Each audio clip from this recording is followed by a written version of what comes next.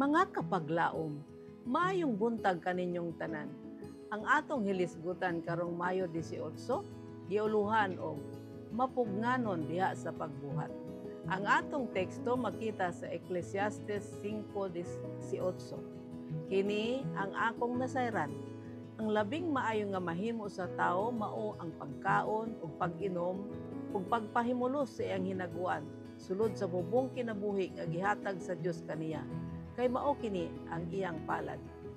Kapaglaom, si Mrs. White nag-ingon, ang panahon gigahin ngadto sa labing maayo nga buhat nga mopadulong ngadto sa pagpasukad o pagbantay sa labing maayo nga pisikal o mental nga kahimsog. Usa ka sayon nga butang ang pagwala sa maayong panglawas, apan lisod ang pagpabalik niini.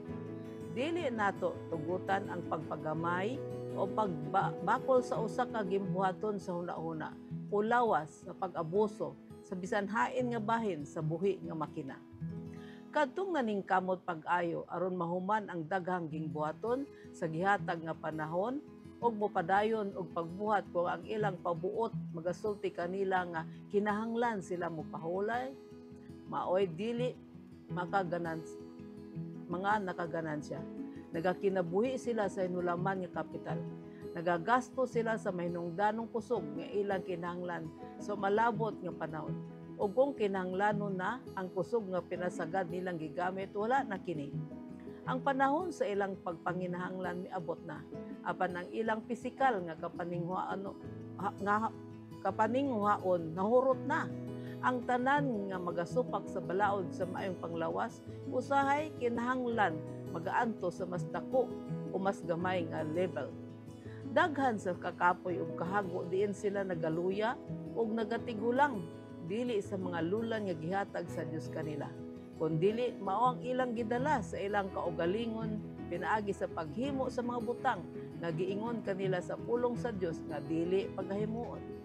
Kapaglaom, dili nato katungdanan ang pagbutang sa atong mga kaugalingon diin kita mahago pag-ayo.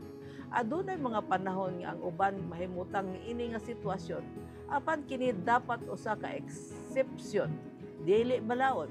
Kung pasidunggan nato ang Dios pinaagi sa paghimo sa atong bahin, siya sa iyang bahin magatipik sa atong maayong panglawas. Pinaagi sa pagbugong sa pagkaon, sa pag-inom, sa pagpamiste, sa pagbuhat, ug sa tanang mga butang mahimo nato sa atong kaugalingon ang dili mahimo sa doktor kanato. Ayaw ninyo sulayi, idasok ang sa usa ka adlaw ang buhat nga unta alang sa duha ka adlaw. Mag-ampo kita. Diyos ug may gugmaon namong Aman sa langit. Tabangi kami Ginoo nga among gamiton ang among panahon sumala sa buot nimo nga among buhaton alang sa maayong pisikal ug mental ug nga kahimsog. Sa ngalan ni Hesus. Amen.